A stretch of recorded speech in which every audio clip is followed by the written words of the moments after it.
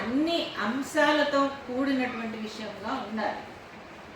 మరి మనం ఎందుకని చెప్పి ఇంకా పాఠ్యాంశాల్లో అమ్మ ఇంట్లో వంట పని చేస్తుంది, నాన్న కుర్చీలో కూర్చుంటాడనే పాఠాలు ఎందుకు చెప్తున్నాము? చెప్పకూడదు కదా. కుటుంబ వ్యవస్థ గురించి బొమ్మలతో సహా ఇంకా అదే చెప్తున్నాం కదా.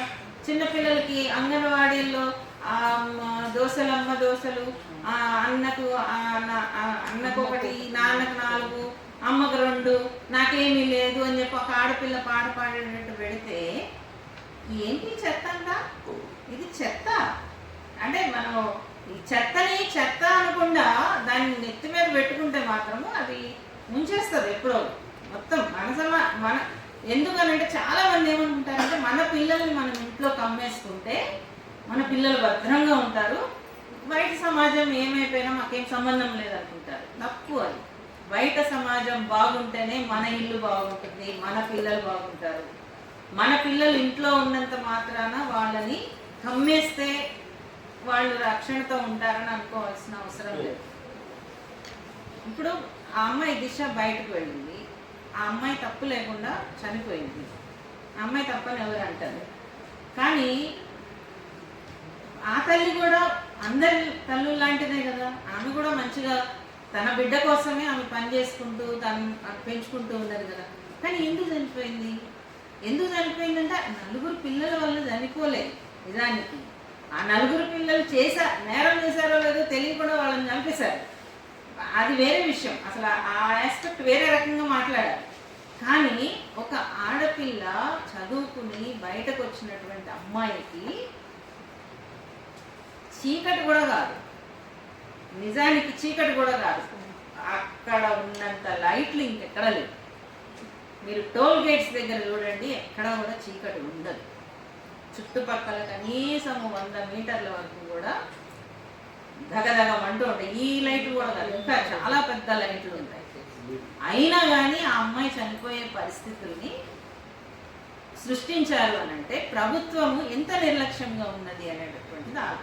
అంటే ఇవన్నీ కూడా సొసైటీలో భాగమే. వీటన్నిటినీ అదేదో వాళ్ళ అమ్మాయికి సంబంధించిన విషయము మాకు సంబంధించింది కాదు, లేకపోతే ఇక్కడ స్కూల్లో పిల్లలు చనిపోతే మాకు సంబంధించిన, ఇది మొత్తం అంతా ఎడ్యుకేషన్ సిస్టంలో భాగమే. ఎడ్యుకేషన్ సిస్టమ్ని సమూలమైనటువంటి మార్పులు చేయాలి అని తలంచటం చాలా మంచిది. అంటే మంచి ఉద్దేశము, దాన్ని వెల్కమ్ చేయాలి. అంటే దానికి ఒక కమిషన్ వేయటము, దానికోసం కొంతమంది పని చేయటం. కానీ ఇప్పుడు మనం డిమాండ్ చేయవలసింది ఏంటంటే దీంట్లో చాలా గ్యాప్స్ ఉన్నాయి. ఈ రిపోర్ట్లో చాలా మంచి విషయాలు ఉన్నాయి, ఎట్ ద సేమ్ టైం చాలా ముఖ్యమైనటువంటి గ్యాప్స్ ఉన్నాయి. ఈ గ్యాప్స్ని ఫిలప్ చేయండి. ఈ గ్యాప్స్ కోసం మళ్ళీ కన్సల్టేషన్స్ స్టార్ట్ చేయండి. ఇది అవసరం. ఎందుకంటే తెలంగాణ వచ్చిన వెంటనే నేను మల్లీశ్వరిని ఇంటర్వ్యూ చేశాను, గుర్తుందా మీకు? మీరు అన్వేషికి వచ్చి మాట్లాడారు. ఆ రోజు వీడియో రికార్డ్ చేశాం. తెలంగాణ విద్యా వ్యవస్థలో ఎట్లాంటి మార్పులు రావాలి, ముఖ్యంగా ఆడపిల్లల కోసం ఎట్లాంటి మార్పులు రావాలని తను మాట్లాడితే, తెలంగాణ వచ్చి దాదాపు మనకి 13 ఏళ్ళైందా? 14వ సంవత్సరం. పుష్కర కాలం అయింది. పుష్కర కాలం తర్వాత మనము కమిషన్లో మన పేరు లేదని చెప్పి మనం బాధపడాల్సిన పరిస్థితి ఏర్పడింది. అంటే ఈ విద్యా వ్యవస్థ ఏకీకృతంగా ఉండదు, దాంట్లో చాలా పార్ట్స్ ఉంటాయి. రెసిడెన్షియల్ స్కూల్స్కి ఒక విధానం ఉండాలి, పబ్లిక్ స్కూల్స్కి ఒక విధానం ఉండాలి, కేజీబీవీలకి ఒక విధానం ఉండాలి. అంటే అవి నడిపించేటటువంటి పద్ధతి. అంటే వాటిని జెండర్ సెన్సిటివ్గా మార్చాలి అంటే ఏం చేయాల్సి ఉంటుంది, ఇంటర్మీడియట్ విద్య ఏం చేయాల్సి ఉంటుంది, లేకపోతే యూనివర్సిటీస్లో ఏం చేయాల్సి ఉంటుందని ఆలోచించినప్పుడు జెండర్ సెన్సిటివిటీ అనేటటువంటిది చాలా ముఖ్యమైనటువంటి అంశం. జెండర్ సెన్సిటివిటీ అంటే కేవలం గౌరవించి మాట్లాడటం ఒక్కటే జెండర్ సెన్సిటివ్. ఎందుకంటే పైకి మీరు మీరు అని మాట్లాడినా లోపల తిప్పుకునే వాళ్ళు చాలామంది ఉంటారు. అసలు ఉద్యోగం చేసేటటువంటి ఆడవాళ్ళు, లేకపోతే అసలు ఆడవాళ్ళు అంటేనే చులకన ఉండేటటువంటి వాళ్ళు మన సమాజమే అట్లా ఉంది. మనం ఫైట్ చేయాల్సిందే. We are citizens. మన రెస్పాన్సిబిలిటీ మనం ఫైట్ చేయాల్సిందే. ఫైట్ చేయకపోతే కుదరదు. మన గౌరవం మనమే తెచ్చుకోవాల్సిన అవసరం ఉంటుంది. అది దానికోసం ఎంత ఎక్స్టెంట్కైనా వెళ్ళాల్సి ఉంటుంది. జెండర్ సెన్సిటివిటీని ఎట్లా తీసుకొస్తారు? ఆటోమేటిక్గా వస్తుందా జెండర్ సెన్సిటివిటీ? రాదు. జెండర్ సెన్సిటివిటీ అనేక విధాల్లో చాలా చర్చల్లో కూడా ఈ మధ్య వింటున్నది ఏంటంటే, పాఠశాల స్థాయి నుంచే, అంటే ఏదైనా ఒక ఇన్సిడెంట్ జరగటం మీడియాలో చర్చలో కూర్చోగానే పాఠశాల స్థాయి నుంచి, కుటుంబం స్థాయి నుంచి అసలు మార్పు మొదలవ్వాలని ప్రతి వాళ్ళు చెప్తారు. నేను కూడా చెప్తాను. ఎట్లా మొదలవ్వాలి? జెండర్ సెన్సిటివిటీ అంటే ఏంటి? ఎక్కడ జెండర్ ఇన్సెన్సిటివిటీ ఉంది? జెండర్ ఇన్సెన్సిటివిటీ అంటే కొట్టడము, తిట్టడము ఇదొక్కటే కాదు, ఇంకా చాలా రకాలుగా కనిపించని విషయాలు చాలా ఉంటాయి. చాలా ఒక్కొక్కసారి మాట్లాడకుండా కూడా జెండర్ ఇన్సెన్సిటివిటీని చూపించేటటువంటి పరిస్థితులు మనకు ఎదురవుతాయి. మీరు ఆఫీసులకు వెళతారు కదా, మీరు ఫేస్ చేయరా? లోపల అవమానం దహించుకుపోతూ ఉంటుంది. అవతల వాళ్ళు మనతో ట్రీట్ చేసే పద్ధతి ఎంత అంటే ఎంతసేపు అయినా నిలబెట్టి మాట్లాడతారు తప్పించి కనీసము కూర్చోమన్నారు. అక్కడ వయసుతో సంబంధం లేదు, కానీ ఒక ఆఫీస్కి వెళ్ళినప్పుడు మనిషి అనే గౌరవం అక్కడ అధికారి అయినంత మాత్రాన కూర్చుని మాట్లాడాల్సిన అవసరం లేదు. అతని సబార్డినేట్ గా పనిచేస్తున్నందువలన, అంటే ఆయన పని రీత్యా ఒక అధికారి తప్పించి మన వ్యక్తిత్వానికి అతని అధికారి కాదు కదా. మొట్టమొదటి రెస్పెక్ట్ కూర్చోబెట్టి మాట్లాడటం మనిషిని, ఎవరైనా కానీ. మీరు టీచరే కావచ్చు, లేకపోతే నేను పేరెంట్నే కావచ్చు, లేకపోతే ఇంకొకళ్ళైనా కావచ్చు, ఎవరైనా కావచ్చు, కూర్చోబెట్టి మాట్లాడటం అనేది చాలా చులకనగా మాట్లాడేటటువంటి సందర్భాలు ఉంటాయి. ఆ మేడం అండి లేట్ వస్తుందండి ఎప్పుడు, లేకపోతే ఆమె పని చేయదండి, వాడేదో చక్కగా పని చేస్తున్నాడు. మనకు తెలుసు మనం ఎంత పని చేస్తాము అనేటటువంటిది తెలుసు, కానీ జనరలైజ్ చేస్తారు మొత్తం అంతా. అంటే మొత్తము ఒక అంశం ఏదన్నా, ఒక పొరపాటు ఏదన్నా జరిగితే అది మొత్తం జనరలైజ్ చేస్తారు. మొత్తం ఎక్కడైనా కానీ జనరలైజేషన్ మగవాళ్ళ మీద జరుగుతుందా? ఇన్ని రకాలైనటువంటి జైళ్లలో ఇంతమంది మగవాళ్ళు ఉన్నారు నేరాలు చేసి. మగవాళ్ళు అందరూ నేరస్తులే అని ఎప్పుడన్నా ఎవరమైనా మాట్లాడామా? మాట్లాడలేదు కదా.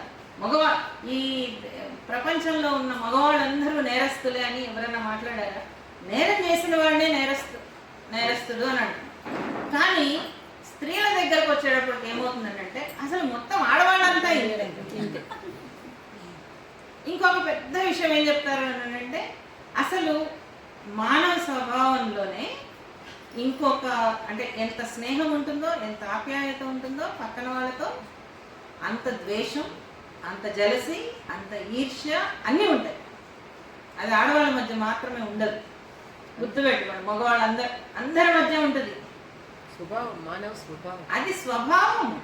అది లేకపోతే మనం మనుషులం కాదు. గుర్తుపెట్టుకోండి, మనకి జలసి ఉండాలి, ఈర్ష్య ఉండాలి, కోపం ఉండాలి, అసూయ ఉండాలి, ప్రేమ ఉండాలి, అన్నీ ఉండాలి. అన్నీ ఉంటేనే అది మానవ భావోద్వేగం అవుతుంది. అన్ని భావాలు ఉంటేనే కదా నవరసాలు పలికేది. లేకపోతే ఎట్లా పలుకుతుంది? అందరు ఇట్లా ఉంటారు, ఏమి లేకుండా. అంత ఇది ఉన్నప్పుడు ఆడవాళ్ళే శత్రువులు అని మాట్లాడతారు. మరి మగవాళ్ళు ఏంటో చెప్పండి, నాకు చెప్పండి. ఎట్లా అవుతారు? చంపుకునేది ఎవరు? ఇప్పుడు ఇప్పుడు జైళ్లలో మర్డర్స్ చేసి ఉన్నటువంటి వాళ్ళు ఆడవాళ్ళు ఉంటారా? ఎక్కువ మంది చంపుకుంటున్నది ఎవరు? గొడవలు మరి ఎవరి మధ్య జరుగుతున్నాయి? ఇప్పుడు మన గవర్నమెంట్ లో అంతకు ముందు ఉన్నటువంటి ఇప్పుడు రాజకీయ పార్టీలు ఉన్నాయి. ఆ పార్టీ మీద ఈ పార్టీ మీద ఆ పార్టీ, ఎవరు అనుకునేది ఎవరు? వాళ్ళు తిట్టుకుంటారు కదా. నువ్వు ఎట్లా అని ఇట్లా మాట్లాడతారు అవతల రాజకీయ నాయకుడిని బట్టి.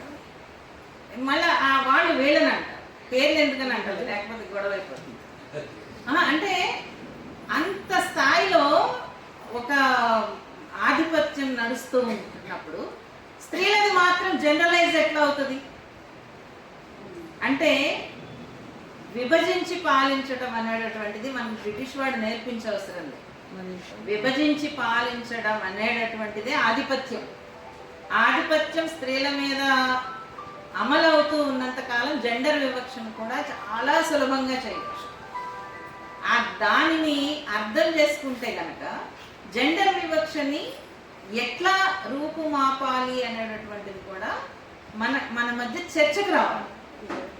స్కూల్స్లో పిల్లల మధ్య ఒక జెండర్ ఈక్వాలిటీ, సమానత్వము అనేటటువంటి దాన్ని పెంచడానికి మనం చాలా ప్రయత్నాలు చేయాల్సి ఉంటుంది. అది మీ ఒక్క క్లాసులో చేస్తే కుదరదు, సాధ్యం కాదు. దానికి ఒక ప్రణాళిక ఉండాలి, దానికి ప్రభుత్వాలు పూనుకోవాలి. ఆ ప్రభుత్వాలు పూనుకుని దానికి బడ్జెట్ కేటాయించాలి. మీరు టీచర్ ట్రైనింగ్స్ చాలా చేయాలన్నారు కదా, ఎంతసేపటికి ఇంగ్లీష్ నేర్చుకోండి లేదా టెక్నాలజీ నేర్చుకోండి, ట్రైనింగ్స్ చేయండి అని పెడితే మరి జెండర్ సెన్సిటివిటీకి ట్రైనింగ్ ఎవరు చేస్తారు? దానికి బడ్జెట్ ఎవరు పెడతారు? పెట్టాలి కదా. ఇప్పుడు దీంట్లో బడ్జెట్ కూడా ఎలకేట్, అంటే ఇంత బడ్జెట్ అవుతుందని చెప్పారు. చివరిలో ఒక మాట కూడా అన్నారు ఆ రిపోర్ట్లో, ఫార్వర్డ్లో. అంటే ఇదంతా ప్రాక్టికల్ కాదు అని చెప్పి చాలామందికి అనిపించవచ్చు, కానీ జాగ్రత్తగా ఆలోచించి వివేచనతో ఆలోచిస్తే కనుక ఇది సాధ్యమే అని చెప్పి ఒక మాట కూడా చెప్పారు. అదే మాట మీద నేను కూడా అంటున్నాను, మీరు జెండర్ సెన్సిటివిటీ గురించి ప్రధానమైనటువంటి భాగం పెట్టండి. అంగన్వాడీ దగ్గర నుంచి యూనివర్సిటీస్ వరకు జెండర్ సెన్సిటివిటీ గురించి మీరు కోర్సెస్ పెట్టండి, పుస్తకాలు పెట్టండి, పోస్టర్లు పెట్టండి, ట్రైనింగులు పెట్టండి. మొత్తము టీచర్లందరినీ కూడా పడేసి తోమండి. నాకేం అభ్యంతరం. తోమడం అంటే ట్రైనింగ్ ఎట్లా సాధ్యమవుతుంది? మేమందరం అట్లా నేర్చుకున్న వాళ్ళమే. మీటింగుల్లో కూర్చుని లేకపోతే వెళ్ళి రకరకాలుగా చేసి అంతా నేర్చుకున్నవాడు. చేయండి టీచర్స్ కూడా. ఏమవుతుంది? జెండర్ సెన్సిటివిటీ క్లాసెస్ పెట్టండి. జెండర్ సెన్సిటివిటీ గురించి ఏదన్నా ఒక ట్రైనింగ్ పెట్టంగానే మొత్తం ఒక 10 మంది మగవాళ్ళు అక్కడ కూర్చొని జెండర్ సెన్సిటివిటీ గురించి మీ ఆడవాళ్ళందరూ ఈర్ష్య అవన్నీ మానేసి అభివృద్ధి కావాలమ్మా అని చెప్తాడనమాట ఒక ఆయన. ఆయనకి ఏదైనా పేరు ఉండొచ్చు, కానీ చెప్తున్నా, చాలా ట్రైనింగ్స్కి వెళ్ళినప్పుడు పిలుస్తారు కదా, సర్పంచ్నో లేదా కలెక్టర్నో లేకపోతే అధికారంలో ఉన్న వాళ్ళని ఎవరో ఒకరిని పిలుస్తారు కదా, వాళ్ళు చెప్తారు. అది కాదు, అంటే ఒకళ్ళు ఉపన్యాసం ఇచ్చేసి ఒకళ్ళు చేయటం కాదు. దాన్ని అర్థం చేసుకోవడానికి మనము ఎంత నేర్చుకోగలుగుతాము. నిజానికి గవర్నమెంట్ కనుక జెండర్ సెన్సిటివిటీస్ క్లాసెస్ కనుక టీచర్స్కి పెడితే మేము దాన్ని ఆటపాటల్లాగా నేర్పించగలుగుతాం.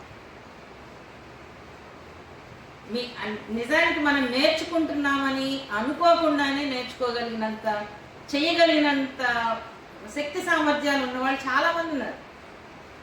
జెండర్ గురించి మాట్లాడగలిగినటువంటి వాళ్ళు, జెండర్ సెన్సిటివిటీ గురించి, వివక్ష గురించి, దాన్ని ఎట్లా అర్థం చేసుకోవాలి, ఆ అర్థం చేసుకోవడంలో మనమేమి పొరపాట్లు చేస్తున్నాము, ఎన్ని అంశాలు ఉంటాయి. ప్రాక్టికల్గా ఒక అట్లాంటి సెషన్స్ని గవర్నమెంట్ చెయ్యాలి అనంటే, ఆలోచించాలి అనంటే, గవర్నమెంట్లోకి వచ్చేటటువంటి వాళ్ళందరికీ ఏం తెలియదు. ఇప్పుడు మంత్రులు అయ్యే వాళ్ళందరికీ అన్ని విజ్ఞానం ఉండదు, వెనక నుంచి ఎవరో ఒకళ్ళు అందించాల్సిందే. ఓకే, అది నో ప్రాబ్లం. కానీ ఇలాంటి రిపోర్ట్స్కి చాలా వాల్యూ ఉంటుంది, ఇలాంటి కమిషన్స్కి చాలా వాల్యూ ఉంటుంది.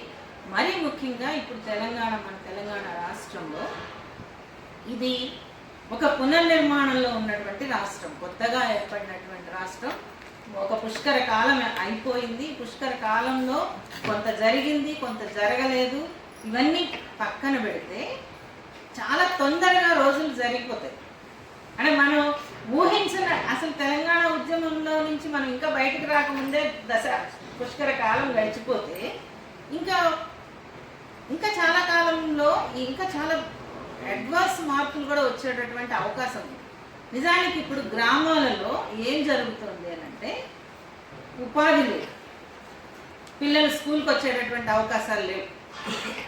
పిల్లలు కూడా పనులకు వెళ్ళాల్సినటువంటి పరిస్థితుల్లోకి వెళ్ళిపోయారు. చాలా మనకు కనిపించకుండానే డ్రాప్ అవుట్ రేటు నెమ్మదిగా పెరుగుతుంది. పిల్లలు రిజిస్టర్ అవుతారు స్కూల్స్లో, కానీ స్కూల్స్కి రారు. ఇది గ్రామాల్లో పరిస్థితి. తర్వాత ఈ సౌకర్యాలు లేకపోవడం అనేటటువంటిది, తల్లిదండ్రి చాలా వాళ్ళకి పనులు లేకపోవడం, వాళ్ళు బయటికి వెళ్ళటము, లేకపోతే వాళ్ళ అలవాట్లు, తండ్రులు వెళ్ళి యాక్సిడెంట్లోనో దొంగతనాల్లోనో లేకపోతే వేరే రకమైన క్రైమ్లో ఇన్వాల్వ్ అవ్వటము. ఇంకా అన్నిటికంటే ఇప్పుడు బాగా ఎక్కువైపోయింది ఏంటంటే ప్రతి ఒక్కళ్ళకి ఒక పిచ్చి లాంటిది వచ్చింది. ఏమైనా అనుకోండి, ఒక పండుగ రావడం, మనకేమో 365 రోజులు 365 రోజులు మనకు పండుగలు ఉంటాయి. మనకేమో 3000 కోట్ల దేవతలు ఉన్నారు. ఏం చేద్దాము, వాళ్ళందరినీ సాటిస్ఫై చేయాలి కదా. పండగ రావటము, మొత్తం డీజేలు పెట్టడము, పండగ కాబట్టి మనం తాగటము, ఆ తర్వాత క్రైమ్లోకి ఇరుక్కోవడం. ఈ తాగటము సారా దగ్గర నుంచి మొదలై బ్రాందీ దగ్గర నుంచి అయిపోయింది, విస్కీలు అయిపోయి ఇప్పుడు గంజాయి వరకు వచ్చింది. మొత్తం గ్రామాలు గ్రామాలు గంజాయితో ఊగుతున్నాయి తెలంగాణ గ్రామాలు. ఈ పిల్లలందరూ కూడా కూలి పని చేసుకునేటటువంటి పిల్లలు. వాళ్ళ జీవితాలు ఎడ్యుకేషన్ మెట్లు ఎక్కాలి అని అంటే మార్పు వీటి దగ్గర మొదలవ్వాలి. వాటి గురించి మాట్లాడకుండా, ఆ పరిస్థితులు బాగు చేయకుండా పిల్లల్ని మీరు టెక్నాలజీ నేర్చుకోండి అంటే అవకాశం ఉన్నటువంటి పిల్లలకు మాత్రమే, అంటే తల్లిదండ్రులు పెట్టగలిగినటువంటి వాళ్ళ ఉద్యోగస్తుల పిల్లలు వాళ్ళకు మాత్రమే అవకాశాలు వెళ్తాయి. మళ్ళీ వాళ్ళకి ఒక పరుగు పని ర్యాట్ రేస్ ఉంటుంది. ఈ ర్యాట్ రేస్లో అందులో కూడా బాగా బలంగా పరిగెత్తగలిగినటువంటి వాళ్ళకే అవకాశం ఉంటుంది. మనకి ఇప్పుడు ఉద్యోగస్తులుగా మధ్యతరగతిగా ఉన్నటువంటి పిల్లలు కొంతమంది కొంత దూరం వెళ్ళగలుగుతారు, కొంతమంది ఆగిపోతారు. ఆ ర్యాట్ రేస్ అమెరికాకి మొదలైంది, చతికిలు పడుతున్నాయి. చాలా కుటుంబాలు ఎంత నిశ్శబ్దంగా ఏడుస్తున్నారనంటే పిల్లల్ని పరువు కోసము అమెరికా పిల్లలు ఒత్తిడితో అమెరికాలో పంపిస్తారు. అందరికీ అక్కడ ఉద్యోగాలు దొరకవు, అందరూ వెనక్కి వచ్చే పరిస్థితి, వెనక్కి రాలేదు, పరువు పోతుందనుకుంటారు. అక్కడ వాళ్ళని భరించలేరు. ఎందుకంటే ఇక్కడ నుంచి అమెరికాకి డబ్బు పంపించడం అని అంటే ఇక్కడ మొత్తము ఇంతకాలం సంపాదించిన, అంటే ఉద్యోగస్తులు కావచ్చు, ఎవరైనా కావచ్చు, సంపాదించుకున్నది లేకపోతే ఒక చిన్న ఇల్లు కొనుక్కున్న అన్నీ అమ్ముకోవాల్సినటువంటి పరిస్థితులు ఉన్నాయి. అంటే ఒక ఇంత సంక్షోభం రకరకాలుగా ఉంది. అంటే అంగన్వాడీ దగ్గర నుంచి యూనివర్సిటీ వరకు ఒకటే చైల్డ్ వెళ్ళకపోవచ్చు, కానీ ప్రతి ఒక్క ఫ్యామిలీ ఒక సంక్షోభంలో ఉంది. దాని చుట్టూ చాలా అంశాలు ఉన్నాయి. ఈ అంశాలన్నిటి గురించి మాట్లాడకుండా ఓన్లీ సైంటిఫిక్ లేకపోతే టెక్నాలజీ, స్కిల్ బేస్డ్ ఇంగ్లీషు అని అంటే కనుక చాలా అది పైపైనే అవుతుంది. అంటే ఇవన్నీ అవసరమే, నేను కాదని అంటలే, కానీ వీటితో పాటు బ్యాలెన్స్డ్గా ఈ అంశాల మీద దృష్టి పెట్టకపోతే కనుక ఏ ప్రయోజనం ఉండదు. ఎందుకనంటే గవర్నమెంట్ తీసుకుంటుంది, నేను చేస్తాను అంటుంది. ఇప్పుడు చాలామందికి ఒక ఉపాధి దొరుకుతుంది, స్కిల్ బేస్డ్ మొత్తము. ఇది ఒక రకంగా చెప్పాలి అని అంటే సెంట్రల్ గవర్నమెంట్ ఇచ్చేటటువంటి పథకాలకు అనుగుణంగా ఉన్నటువంటి రిపోర్ట్.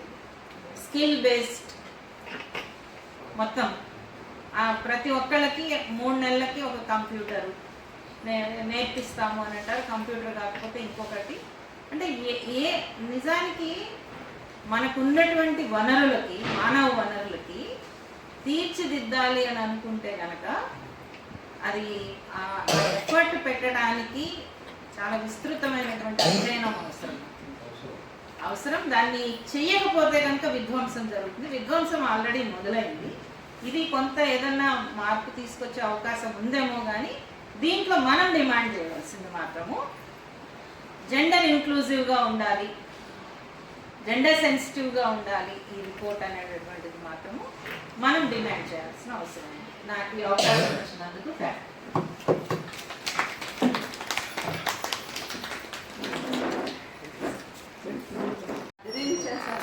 మేడం మీరు హర్గోపాల్ కంటే చాలా వేరుగా మాట్లాడాలి, అందరికి ఇన్స్పైర్ అయ్యేటట్టు మాట్లాడాలంటే నాకు వచ్చేసింది. అయితే ఈరోజు నిజంగానే నాకు హెల్త్ బాగాలేదు, నేను బెటర్ అవుదాం అనుకున్నా. అందుకరా నేను అమ్మ ప్రాణం వచ్చింది అన్న మాట్లాడతాను నా ప్లేస్లో అనుకున్నా.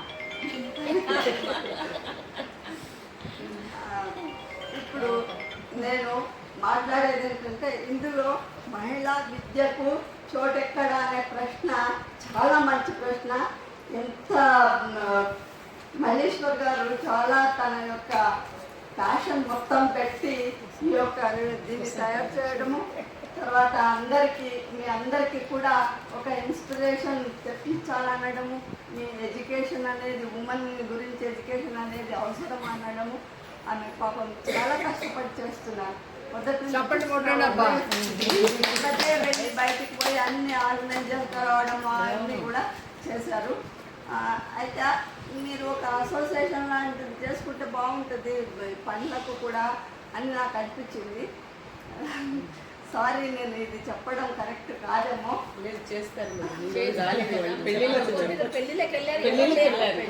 అయితే మహిళా విద్యకు చోటెక్కడ అనే దాంట్లో నేను అనడం ఏంటంటే పర్సెప్షన్ అనేది ఇప్పటిదాకా సజయ్ గారు చాలా మాట్లాడారు.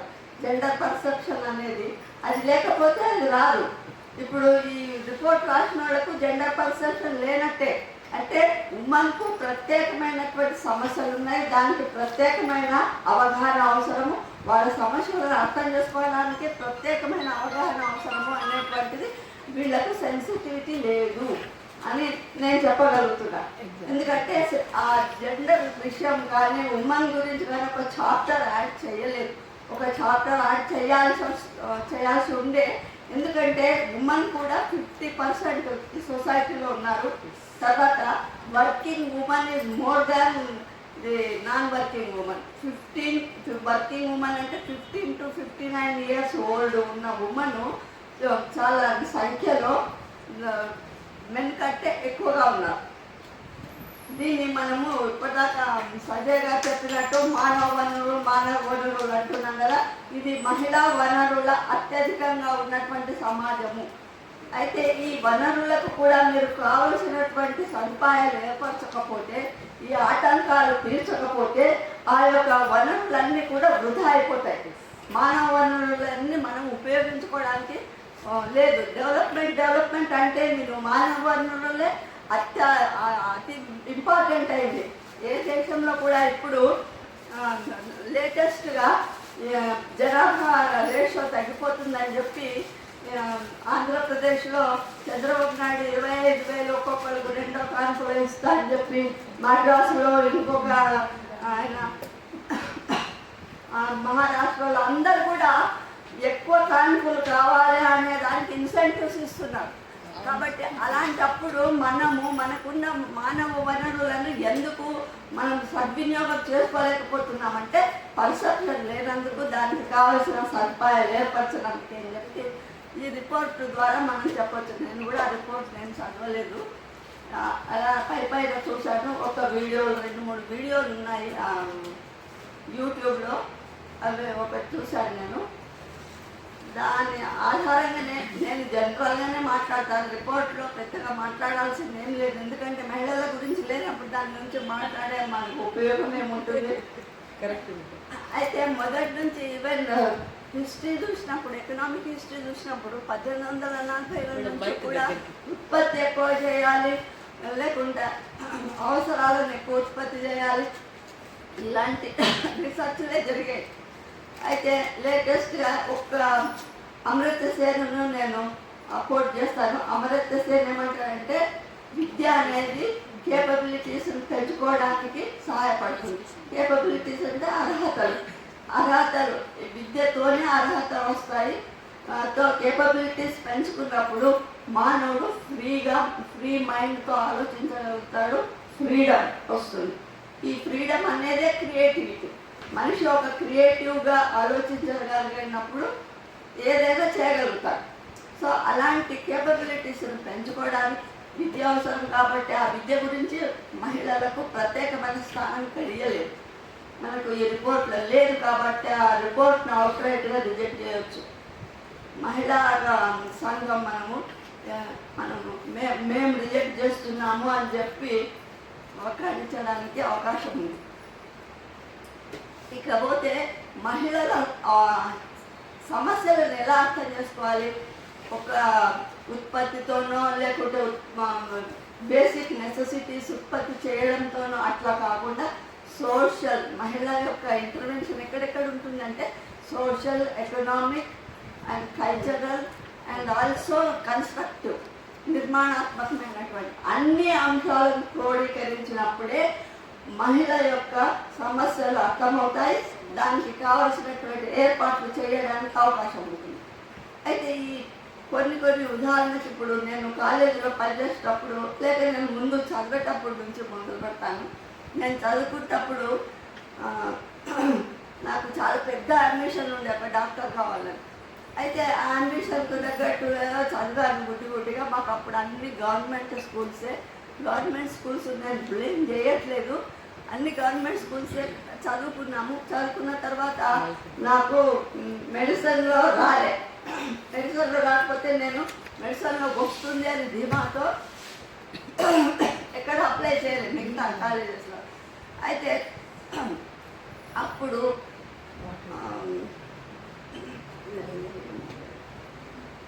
అప్లై చేయకపోతే నేనేం చేశాను, నా సైన్స్ నుండి ఆర్ట్స్కు షిఫ్ట్ అయిపోయినా, సబ్జెక్టే షిఫ్ట్ అయిపోయినా. ఫస్ట్ ఇయర్ ప్రైవేట్ చేసేసి సెకండ్ ఇయర్కి రాజా బహదూర్ వెంకటరామారెడ్డి కాలేజీలో సెకండ్ ఇయర్లో జాయిన్ అయ్యాను. అంటే అప్పుడు ఎలా వచ్చింది అవకాశం ఇది అని అంటే, రాజా బహదూర్ వెంకటరామారెడ్డి ఈ ట్రస్టులో 40% గర్ల్స్కి రూరల్ ఏరియా నుంచి వచ్చే వాళ్ళకి రిజర్వేషన్ ఉండే. కాబట్టి ఇమ్మీడియట్గా ఒక సీట్ వచ్చింది. కాబట్టి నేను ఎగ్జామ్ తీసుకోగలిగా చేశా.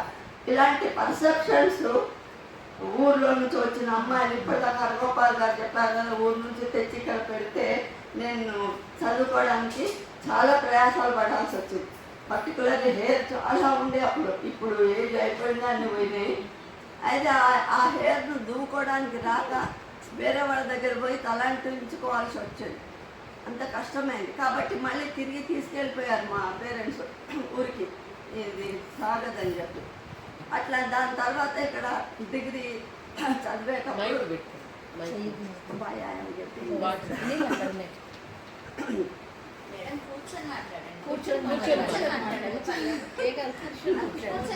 కొంచెం బటర్ మిల్క్ తీసుకుంటాను.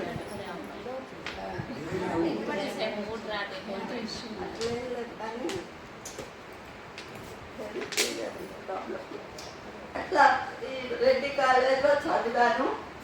అన్ని గవర్నమెంట్ కాలేజెస్లోనే చదివా చిన్నప్పటి నుంచి. తర్వాత ఇంకొక పాయింట్ ఏంటంటే, ఇక్కడ ఎంత గవర్నమెంట్ కాలేజెస్ చదివినా ఒక పైసా ఫీజు కట్టలే ఎక్కడ కూడా. అయినా కూడా మా ఇంట్లో మాత్రం 10th తర్వాత చదవద్దు నువ్వు అన్నాను. 10th తర్వాత చదివితే ఏమవుతుంది, ఒకటి నువ్వు హస్బెండ్తో కలిసి ఉండలేవు, పని చేయవు అని ఒకటి. రెండవది ఏంటంటే కట్నం ఎక్కువ ఇవ్వాల్సి వస్తుంది. ఈ కారణాల వల్ల చదువాపు అని బాగా గొడవ చేస్తే ఇంట్లో ఫాదర్కి బ్రదర్కి, ఇది చదువు ఆపమనేది బ్రదర్, ఎల్డర్ బ్రదర్. ఆయన చదవద్దన్నాక కూడా నేను అలా కంటిన్యూ చేస్తున్నా. అయితే ఫాదర్తో పోట్లాట పెట్టుకున్నాను, నువ్వు ఎక్కడి నుంచో ఆమె డబ్బులు ఇస్తున్నావు అందుకే అది చదువుతుంది అని. వాళ్ళిద్దరు కొట్లాడు, నా చదువు కూడా వాళ్ళిద్దరు కొట్లాడితే మా ఊళ్ళో ఇంకొక మంచి తరుణం ఏమైందంటే, మా పాలేరు అదంతా విని వాళ్ళ పిల్లల్ని తీసుకుపోయి, ఒక ఆడపిల్లనే ఇంత చదువుకోవడం కొట్లాడుతుంది ఇంట్లో అని వాళ్ళ పిల్లల్ని తీసుకెళ్ళి హాస్టల్లో వేసి చదివించాడు. బట్ మా విలేజ్లోనే ఫస్ట్ టైము ఒక లాయరు, ఒక డాక్టరు, ఒక ఇంజనీరు వీళ్ళు తయారయ్యారు. వాళ్ళందరూ కూడా వచ్చి చెప్పుకోవడం, మేడం మీరు చేసిందే ఈ కాంట్రిబ్యూషన్ అని నాకు వచ్చి చెప్పాడు ఆయన లాయర్. సో ఇలాంటి పరిణామాలు, ఇలాంటి పర్సెప్షన్ మనం దాన్ని ఏ దృష్టితో చూస్తాము అనేది. నాకు ఇవన్నీ కూడా నా బుక్ రాసినప్పుడు మాత్రమే ఓహో ఇది నా కాంట్రిబ్యూషన్ ఉందా అని రియలైజ్ అయినా. లేకుంటే దానికి ఒక పర్టికులర్ పర్సెప్షన్ కావాలి, లేకపోతే ఆ దృష్టితో చూడకపోతే అది అర్థం కాదు మనకు.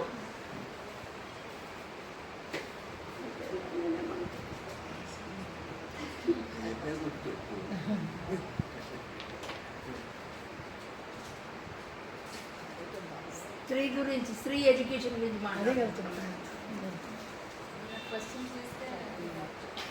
అది పెట్టదేమో మేడం నిజంగా మీరున్న సమయం లోపల మీకు సార్ ఎక్కువ సమయం, అంటే కుటుంబానికి సార్ ఎక్కువ సమయం ఇచ్చి మీకు సహకరించింటే మీరు ఇంకా సార్ కన్నా ముందుకు వెళ్ళేవాళ్ళ? అసలు ఆ విషయంలో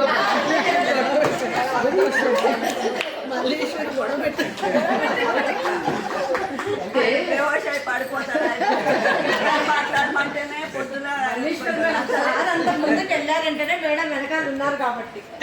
అంటే మరి ఎప్పుడు మనం వెనక నుంచి వాళ్ళని ముందుకు పంపించడమేనా, మనం ముందుకు వెళ్ళాలి అంటే లేదు. ఇప్పుడు వీళ్ళు ఇద్దరు కలిసి డిసైడ్ చేసి చెప్పాలి. సారు మేడం కలిసి సారు మేడం కలిసి మనకు చెప్పాలి వాళ్ళ అనుభవంతో. మహిళ వెనక ఉండి ముందుకు నడిపించాలా?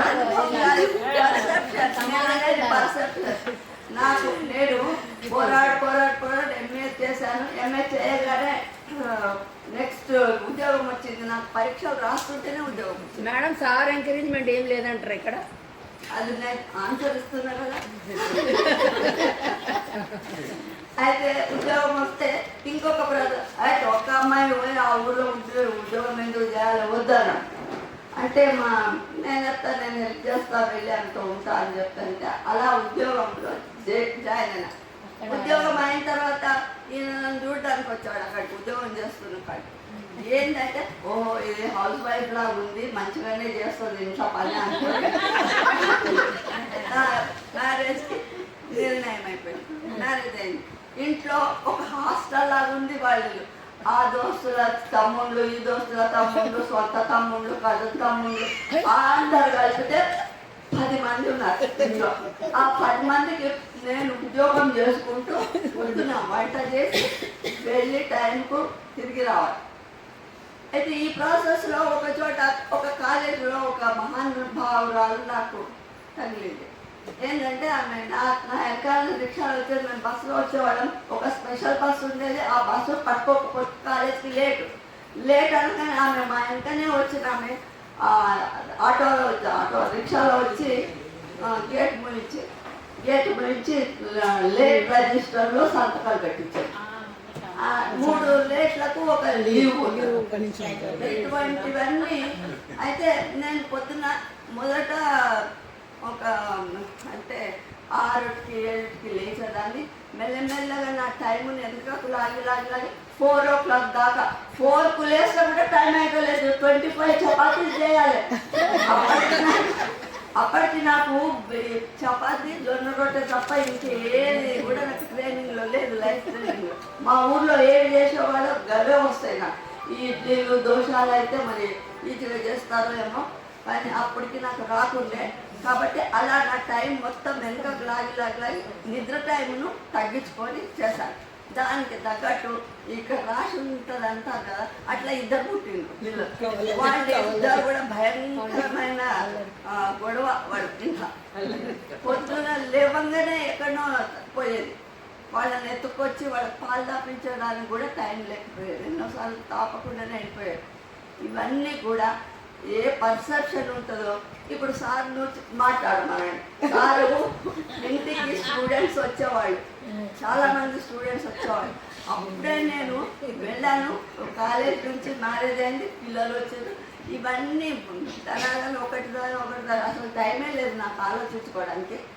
ఆ అమ్మాయిలు స్టూడెంట్స్ వస్తుంటే వాళ్ళు అన్ని ఈ పుస్తకం చదువు ఇది చదువు అది చదువు అని చెప్తుంటే నాకు నా లైఫ్ మొత్తం ఇది పోయింది ఇక్కడ. నాకు వాళ్ళకి చెప్పినట్టు నాకు ఎవ్వరు చెప్పారు. మా టైంలో ఏ ప్రొఫెసర్ మాతో మాట్లాడిన పాపాన పోలే ఎవ్వరు కూడా. నేను ఎన్ని తప్పులు రాస్తే మోనోగ్రాఫ్లో అవన్నీ అట్టనే పెట్టేసి నువ్వు పాస్ అయి ఒప్పుకోమని చెప్పాను. అట్లా ఉండే పరిస్థితి మాది.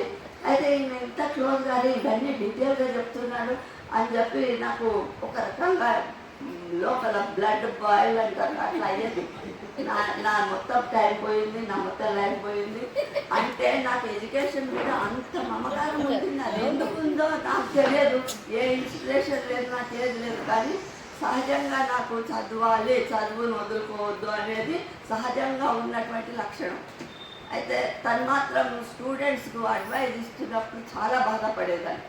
అండ్ దాని తర్వాత కొంచెం 7 ఏళ్ళు పోయిందా ఈ స్ట్రగుల్లో టైం.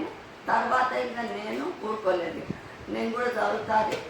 మళ్ళీ హైదరాబాద్ అంతలోపల షిఫ్ట్ అయ్యాము.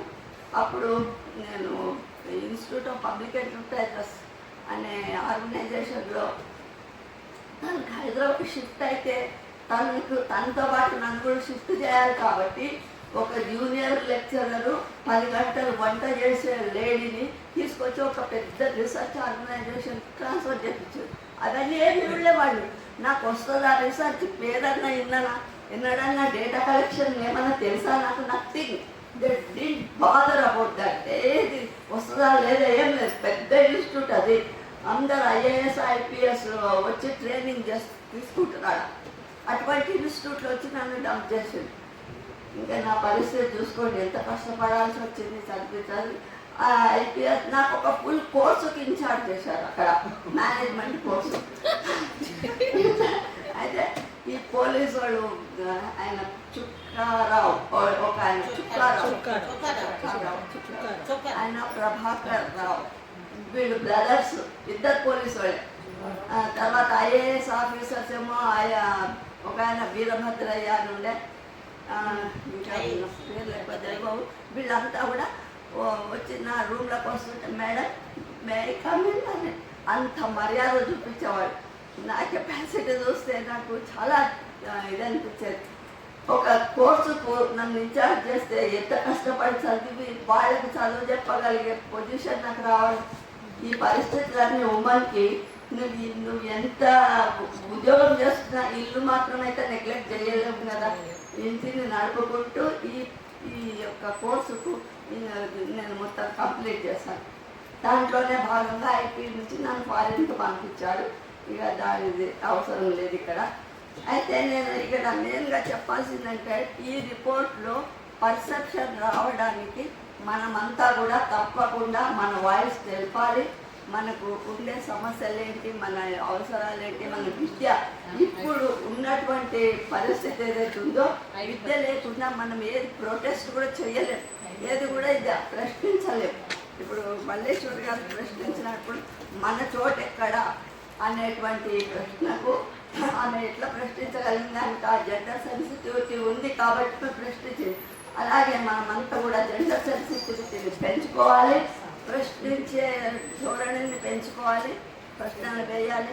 ఇప్పుడు ఇంతవరకు ఇన్ని ఏళ్ళు 80 ఏళ్ళ దగ్గరకు వస్తుంది స్వాతంత్రం వచ్చి, ఎందుకు అసమానంగా ఉన్నాయి మన వేజెస్ అని, ఎందుకు అసమానంగా ఉన్నాయి? మరి పనులు క్రియేట్ చేయడంలో అసలు ఉద్యోగాలు లేకుంటే ఏం చేస్తున్నాయి ఫ్యామిలీస్, వాళ్ళ ఓన్ ఎంటర్ప్రైజెస్ పెట్టుకుంటున్నారు చిన్న చిన్నవి. ఆ ఎంటర్ప్రైజెస్ వాళ్ళ పేరేమో ఇంటికి పెద్ద వాడు పెడతాడు, వాడికి అప్పులు వస్తాయి అన్నీ వస్తాయి. కానీ ఒక మహిళ ఆయనకు సపోర్టు అంతే, తెచ్చి పెట్టడం చేయడం, ఆయన ఏమేమి పనులు చెప్తాడో అన్ని పనులు చేయాలి. దాన్ని మనం ఉద్యోగం కింద సెన్సస్లోకి రాదు, అది అకౌంట్లోకి రాదు. కాబట్టి ఇప్పుడు ఏమని చెప్తుంది అంటే సెన్సస్ డేటా కానీ ఇవన్నీ ఉమెన్ ఎంప్లాయీస్ చాలా తగ్గిపోతుంది, పనిచేస్తలేరు. మహిళలు పనిచేస్తలేరు అంటే ఏమవుతుంది?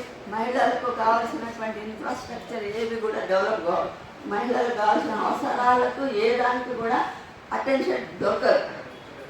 కాబట్టి సెన్సస్ డేటా కూడా రాంగ్ సెన్సస్ అని ఇప్పుడు కొందరు క్వశ్చన్ చేస్తున్నారు.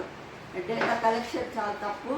ఇప్పుడు ఉమెన్ ఎంప్లాయ్మెంట్ అనేది ఉమెన్ మరి సపోర్ట్ చేసే ఇంట్లో హస్బెండ్ వీవింగ్ చేస్తుంటే వైఫ్ దానికి కావాల్సిన మెటీరియల్ అంతా తయారు చేసి ఇవ్వడము, నూలు వడికి వేయడము, లేక దానికి పెట్టే జిగురును పెట్టడం, ఇవన్నీ కూడా తయారు చేస్తుంటే అది పనిలోకి లెక్కకు రావట్లేదు. కాబట్టి లెక్కకు రానంత కాలము అది ఎంప్లాయ్మెంట్ కాదు. మనమంతా కూడా ఇలాంటి లోపాలను ఎత్తి చూపెట్టాలి ప్రభుత్వానికి. ఇప్పుడు అదే సెన్సస్ డేటా తీసుకొని మనము ఇంతమంది అమ్మాయిలు ఉన్నారు, ఇంతమంది అబ్బాయిలు ఉన్నారని అంటున్నాము. దానికి కావాల్సిన ఇన్స్టిట్యూషన్స్ కూడా డెవలప్ చేయడానికి మనకు అమ్మాయిలు ఎంతమంది ఉన్నారు, అమ్మాయిలకు ప్రత్యేకమైన బళ్ళు కావాలి. ఆ బళ్ళు కూడా వాళ్ళు ఉండే నివాసాలకు దగ్గరగా ఉండాలి. ఇలాంటి వసతులు ఆలోచించడానికి జెండర్ సెన్సిటివిటీ అనేది బేస్ అని చెప్తూ దీన్ని క్వశ్చన్ చేయడానికి మనము ఇంకా ఈ అవకాశాలన్నింటినీ ఉపయోగించుకోవాలని ఆలోచిస్తూ ఈ అవకాశం నాకు ఇచ్చిన మల్లేశ్వరి గారికి థ్యాంక్స్. మల్లేశ్వరి గారు ఇచ్చింది తెలంగాణ మహిళా ఉపాధ్యాయ సమాఖ్య. మాకున్న చిన్న గ్రూప్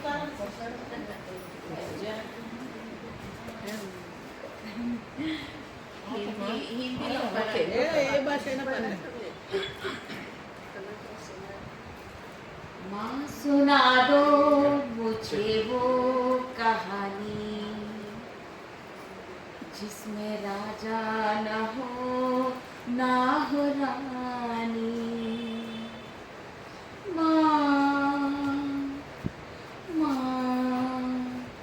माँ सुना दो मुझे वो कहानी जिसमें राजा न हो ना हो रानी। जो हमारी तुम्हारी कथा हो, जो सभी के दिलों की व्यथा हो। जो हमारी तुम्हारी कथा हो, जो सभी के दिलों की व्यथा हो। जिसमें खुशबू भरा हो धरा की बात, जिसमें न हो अप्सरा की, जिसमें परियां न हो आसमानी।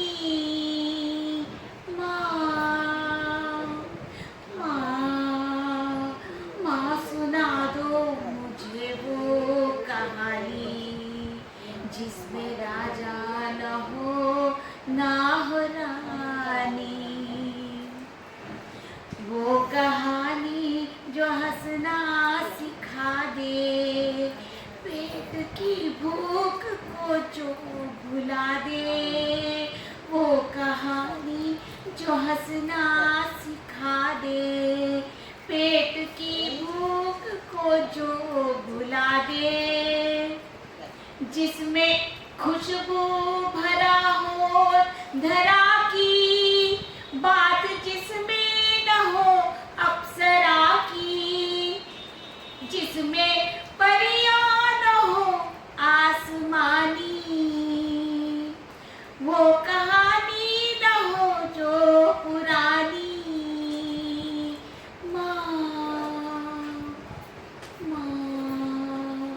माँ सुना दो मुझे वो कहानी जिसमें राजा न हो ना हो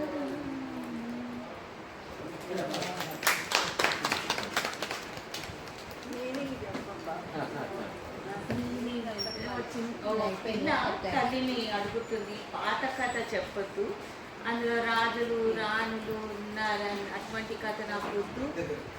అది మంచి నవ్వు తెప్పించేటువంటి కథ ఉండాలి. కడుపులో ఉన్నటువంటి ఆకలి మర్చిపోయేటట్టు చెప్పాలి. నీది నాది మన కష్టాలు ఉండేటువంటి కథ చెప్పు.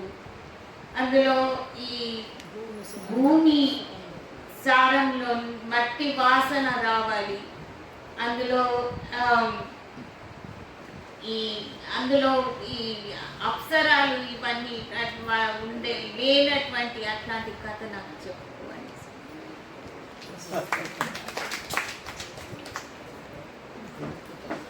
థ్యాంక్ యూ అంబికా మేడం గారు. ఈరోజు ఇంకా మనకి సమయం అయిపోయింది. దయచేసి మా ఉపాధ్యాయులందరూ కూడా మన అభిప్రాయాలు చెప్పుకునేటువంటి అవకాశం రాలేదు. కొంచెము ఒక అరగంట గంట కార్యక్రమం అనేది కొంచెం లేట్గా స్టార్ట్ చేసుకోవడం జరిగింది. ఈ విషయం లోపల ఓకే ఓకే ఎవరైనా జస్ట్ ఎవరైనా ఎస్ ఎస్ ఎస్ అయిపోయింది. విద్యా నా పేరు రేణుక, విద్యా కమిషన్లో ఉన్నటువంటి లోపాల గురించి మనకు ముఖ్యంగా మహిళా విద్య గురించి ఏదైతే వివక్ష ఉందో అందులో అంటే వివక్ష అని అనకుండా మనం దాన్ని మర్చిపోయారని చెప్పొచ్చు. అదైతే ఉందో దాని గురించి ముఖ్యంగా మనము మేడం గారు అన్నట్టు మనం దాని గురించి రిపోర్ట్ చేయడమా, దాని చర్చలు పెట్టడమా అలాంటివి చేయాలి. కాకపోతే రిపోర్ట్ డైరెక్ట్గా ప్రభుత్వానికి సమర్పించినప్పుడు దాన్ని సోషల్ మీడియాలో, ఆన్లైన్లో, గవర్నమెంట్ వెబ్సైట్లలో 3 నుండి 6 నెలలు పెట్టి వివిధ సంఘాల నుండి వివిధ వర్గాల ప్రజల నుండి వాటి ఒపీనియన్ తీసుకోవాల్సింది. పబ్లిక్ డొమైన్ పెట్టి ప్రజల నుండి అన్ని వర్గాల ప్రజల నుండి కూడా అభిప్రాయాలను తీసుకొని తర్వాత దాన్ని ఫైనలైజ్ చేస్తే బాగుంటుంది. మేజర్గా అది దాంట్లో ఉంటుంది. ఇంకోటి గర్ల్స్ సైడ్ ఎడ్యుకేషనే కాదు, ఎక్కడెక్కడ స్పోర్ట్స్ మీద కూడా పెద్దగా దానిలో ఒత్తిడి తెచ్చినట్లేదు. మనం అప్పట్లో మనం చదువుకున్నప్పుడు చిన్న చిన్న పాఠశాలలే, అన్ని ప్రభుత్వ పాఠశాలలే, అన్ని ప్రభుత్వ కళాశాలలు, కానీ ప్రతి బడికి ప్రతి కాలేజీకి మనకు గ్రౌండ్లు ఉండేవి, అన్ని రకాల ఆటలు. నిన్ననే నా సర్టిఫికేట్ ఎందుకు ఇస్తే మాకు స్కూల్లో ఆటంపుర నెంబర్ 2 అందులో మాకు sports daily annual day only ప్రత్యేకంగా స్పోర్ట్స్, అందులో స్పోర్ట్స్లో స్కిప్పింగ్లో నాకు విన్ అయిన సర్టిఫికేట్ కనపడింది. ఇప్పుడు మనం పిల్లలకు ఏమి ఆడించడానికి అంటే కాదు కదా, వాళ్ళు నిలబడడానికి కూడా ప్లేస్ లేదు, టాయిలెట్స్ లేవు. నేను ఫేస్ చేస్తాను ఎన్నిసార్లు రిపోర్ట్లు చేసినాను ఇన్ని రకాలుగా టాయిలెట్ల గురించి. 1100 మంది పిల్లలు 1 నుండి 10 వరకు, 4 బాత్రూమ్లు. పిల్లలు డ్రాప్ అవుట్స్, మేడం చెప్పినట్టు డ్రాప్ అవుట్ అనేది టాయిలెట్స్ లేకపోవడం వల్ల కూడా డ్రాప్ అవుట్ అయిపోతుంది.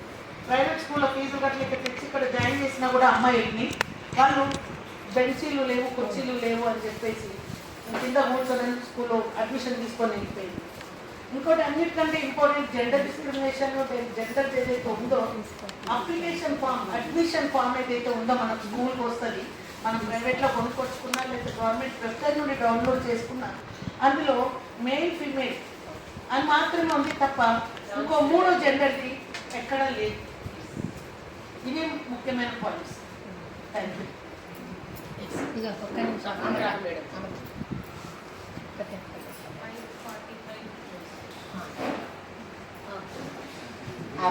Radha teacher retired.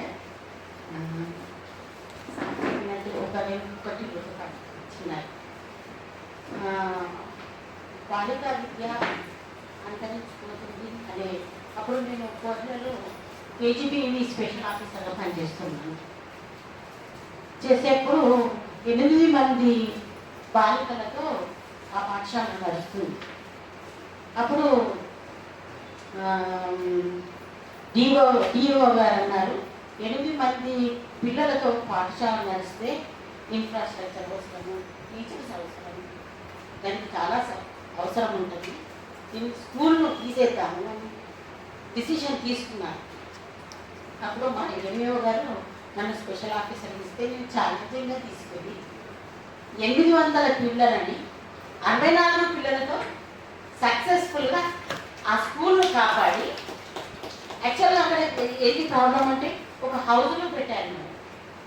హౌస్ అనేసరికి పాములు వచ్చేవి, తేళ్ళు వచ్చేవి, ఇంకా తీసేద్దామని డిసైడ్ చేశారు. దానికి తోడు బడ్జెట్ లేదనేసి డబ్బులు కూడా రాకపోయాయి. మనకు జీతం ఉంది కాబట్టి దేవుడే వల్ల 10,000 లైబ్రరీ ఖర్చులు, గిన్నెలు కొనుక్కోవడం, అక్కడనే హార్ట్ చేయడం, ఇట్లా 8-10 మందిని సిఆర్టీస్ పెట్టేసి వాళ్ళకు బ్యాంక్ అకౌంట్స్ పెట్టేసి అట్లా పాఠశాలను చేశాను సార్. అది ఇప్పుడు కేజీబీవి కోనరాల సిద్దిపేట జిల్లాలో బాగా అన్నమాట. అదొకటి. ఇంకొక థ్యాంక్స్ అంటే చాలా లిమిటెడ్ చెప్తున్నాను. ఇంకొకటి నా అచీవ్మెంట్ ఇక్కడ కేజీ రాజీవ్ విద్యా మిషన్ రంగారెడ్డి జిల్లాలో అది అకాడమిక్ మానిటరింగ్ ఆఫీసర్ కాబట్టి అప్పుడు అంటే ఒక గవర్నమెంట్ స్కూల్ టీచరే ఒక పాఠశాలకు అంకితం కాకుండా అనుకోకుండా నాకు అదృష్టాలు కూడా కలిసి వచ్చాయి. తగిన శ్రమ కూడా చేయాలన్న ఉద్దేశంతో కష్టపడడం జరిగింది.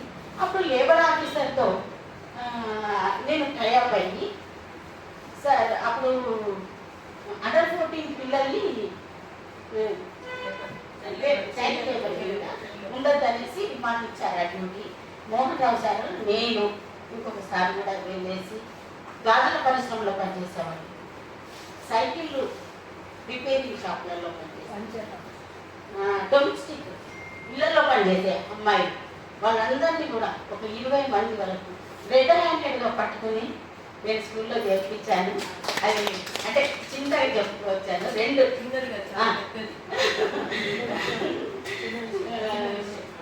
నేను కూడా హ్యాపీగా రిటైర్ అయినా. నా పిల్లలు ఇద్దరు బిడ్డలు డాక్టర్స్ అమెరికా.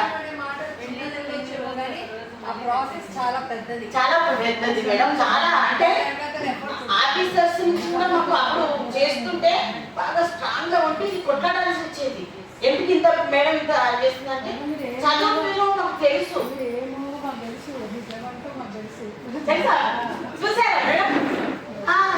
రంగారెడ్డి జిల్లాలో అమరావతి మేడం నేను వర్క్ చేస్తుంటాను. అవును, Uma madam, Jhansi madam. Okay, thank you madam. ఇంకా చాలా అంటే చాలా చేశాం మేడం. ప్రాజెక్టులో అయితే ఒక్కరోజు కూడా నిద్రపోకపోతాం. అంటే నిద్ర రాగా కాదు, కష్టపడాలి అంతే. వర్క్ ఇచ్చింది చేయాలి, టీఏడిఏ ఏది లేకుండా పోవాలి అన్న ఉద్దేశంతో చేసి చాలా హ్యాపీగా రిటైర్ అయ్యాను. Thank you madam. దాదాపుగా చాలా ముందు నుంచి కూడా అందరికీ నమస్కారం అండి. నా పేరు డాక్టర్ దాసోజు పద్మావతి. గురుకుల డిగ్రీ కళాశాలలో నేను పనిచేస్తున్నానండి. విద్యా వ్యవస్థలో బాగా కనబడని ఎక్కువ ఇబ్బంది పడుతున్న విద్యా వ్యవస్థలో ప్రధానమైన స్థానంలో ఉన్న వాళ్ళని గురుకుల వాళ్ళు. ఎక్కడైనా ప్రతి చోట సెకండ్ సాటర్డే హాలిడే ఉంటుంది, మాకు ఉండదండి. అసలు సెకండ్ సాటర్డే సెలవు కూడా ఇవ్వరు. ఎందుకంటే పేరెంట్స్ వస్తారు పిల్లల్ని కలవడానికి. అంటే నైట్ డ్యూటీస్ ఉంటాయి. ఇవాళ మార్నింగ్ 9 కాలేజ్కి వెళ్తే రేపు మధ్యాహ్నం 1 o'clock రిలీవ్ అవుతాం. ఇప్పుడు కొన్నిట్లో యాక్ట్ వచ్చింది 24 hours కన్నా ఎక్కువ పని చేయడానికి, చేస్తే వాళ్ళకి ఎక్కువ పే చేయాలను, లేకపోతే ఎక్కడో ఒక చోట సబ్స్టిట్యూట్ చేయాలని. అది కొన్నేళ్లుగా 1984లో గురుకులాలు ఏర్పడ్డప్పటి నుండి ఇప్పటి వరకు కూడా ఎక్కడా ఎలాంటి దొరకలేదండి. ఇంకొకటి నైట్ డ్యూటీ చేస్తే ఇక్కడ అది పోనివ్వండి, హాలిడే డ్యూటీస్ ఉంటాయి, సండే డ్యూటీస్ ఉంటాయి. నెలకు ఒక సండేనైనా మేము కాలేజీలో వర్క్ చేస్తాం. ఎక్కడ ఎలాంటి సబ్స్టిట్యూషన్ ఉండదు. ఒక 1 hour కూడా ఇది ఉండదు. ఫేస్ రికగ్నిషన్ వచ్చిన తర్వాత కనీసం 5 నిమిషాలు ముందు పడింది, లేకపోతే బయట వెళ్ళిన తర్వాత పడింది అని ఇదిగా ఉంటుంది. చేస్తాం, సంతోషం. కానీ ఇంత ఇది చేస్తున్నప్పుడు ఈ వ్యవస్థలో బాగా నష్టపోతున్న ఎక్కువ మహిళలేనండి. గురుకులాల్లో ఇప్పుడు 30 డిగ్రీ కాలేజీలు ఉంటే 30 ఉమెనే. అందులో పనిచేస్తున్న వాళ్ళంతా పిహెచ్డీలు, ఎంఫిల్లు, మంచి క్వాలిఫైడ్ వాళ్ళు. ఈ వర్క్ ప్రెషర్ తట్టుకోలేక, ఫ్యామిలీని వర్క్ను మేనేజ్ చేసుకోలేక మంచి విద్యావంతులు ఇంతకన్నా తక్కువ ఇది ఉన్న ఇదిలోకి వెళ్ళిపోతున్నారు.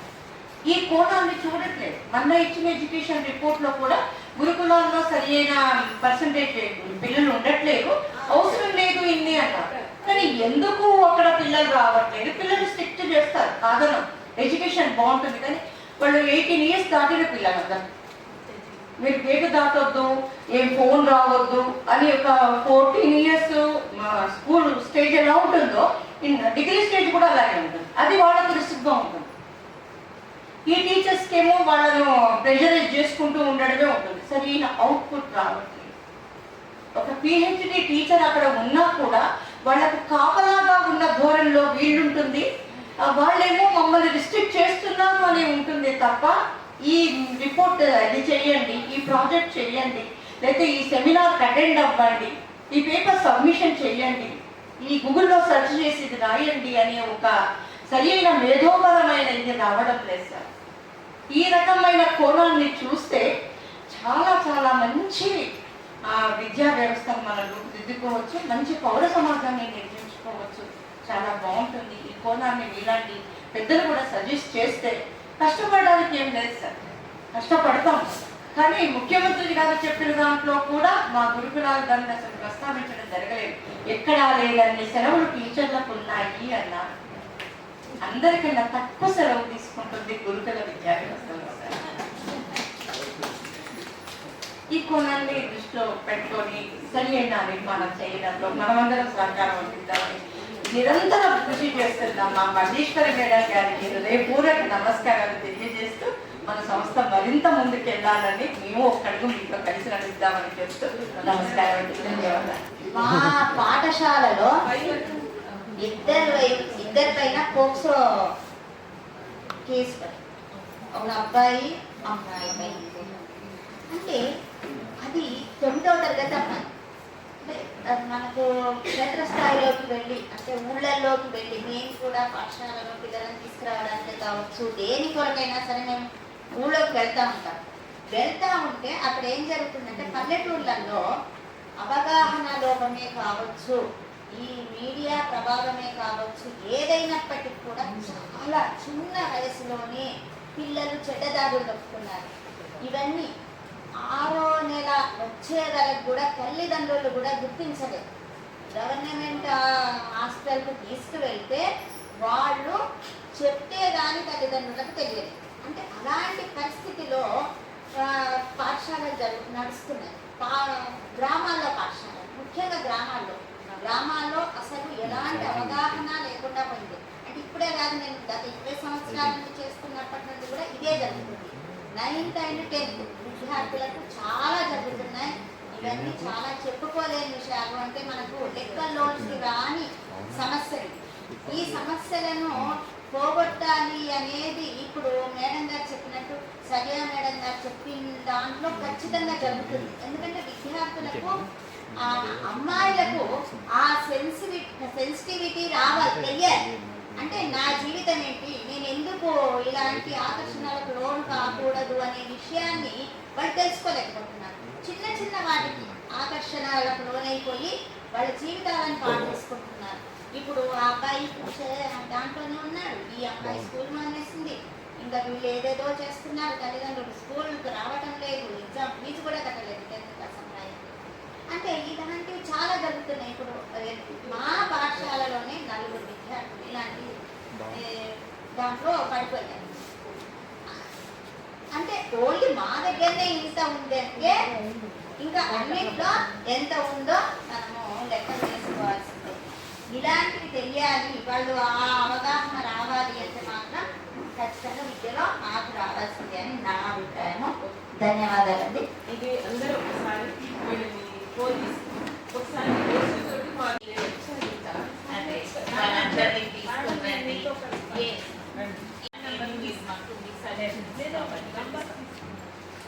చాలా సిస్టమ్స్ చాలా డివైడ్ చేసి సిస్టమ్స్ అనేవి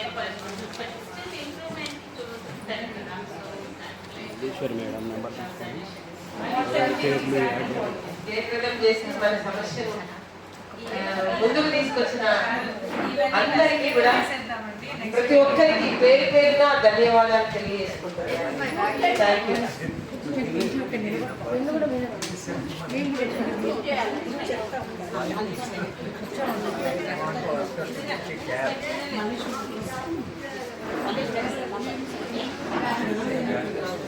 చేస్తా